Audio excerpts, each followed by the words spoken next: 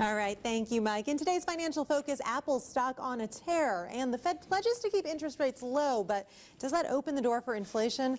Financial analyst Stephen Budin here to talk about the latest financial news. Thanks for coming in this morning. Thanks for having me. Well, let's talk about the Fed, because it sounds like they had an idea of what's going to happen over the next couple of years, and not everyone's agreeing with that. No, that's interesting. The Fed met last week, and they decided not to raise interest rates. What was interesting, though, is they promised to keep rates abnormally low till 2014.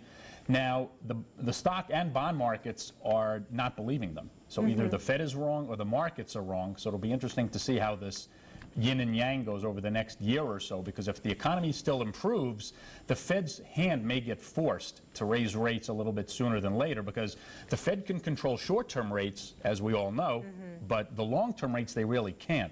And the bond market is beginning to show higher and higher interest rates over the last week. So the Fed either knows something we don't, or they're a little bit behind the curve. So you're a little, I guess the concern is if they don't raise anything until 2014, then inflation becomes a big issue if the economy changes before then. Right. Well, what would happen is if the economy improves, the velocity that people spend money goes up. If that speed of money changing hands goes up, prices tend to go up. And if the Fed doesn't reduce that money supply, you could see some inflation, although we are seeing inflation now. You know, the information the Fed uses for inflation and the every time you go fill up your gas tank, you just have to see that there's inflation. Yeah. They don't necessarily count that the way that the average person does, so I think there's a little bit of a disconnect. Let's talk a little bit about the home market. Some new numbers coming out today, but are they telling us anything? It's telling us, I think, that things are not getting worse. I really think you're beginning to see a bottom building in here. The home builders sentiment survey came out today.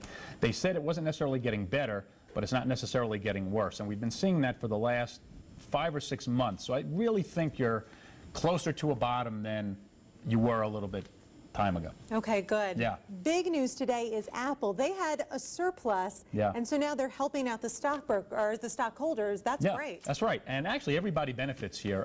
Apple over the weekend passed a record. They had the highest amount of cash on their books out of any company in history. It was close to $100 billion. Wow. So they were pressured to do something with it. And companies can do a couple of things. One thing they can do is pay a dividend to their stockholders, which is what Apple decided to do. They're paying, it'll come out to about a 2% yield. So if you're an Apple stockholder, it's going to be great. And what they also decided to do is buy back some of their stock. They reduce the supply of their stock, the price will go up, and you're seeing that today.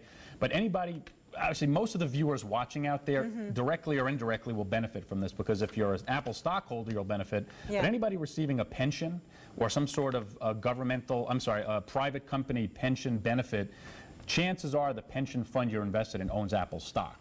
Oh, so good. So hundreds of millions. There's a huge trickle down here. Just about everybody will benefit from this. The last thing we need to touch on, those gas prices keep going up. That's going to affect everything, right? I saw on Facebook this morning there are some gas stations in California, $5.50 a gallon. So those are the headwinds that are still out there. You know, the markets can continue to do well. The economy is showing some signs of improvement.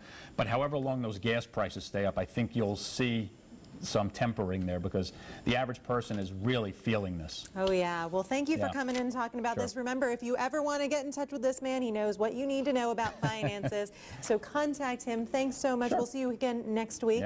Lisa, we'll send it over to you. $5.50 a gallon. Jeez. All right, thanks.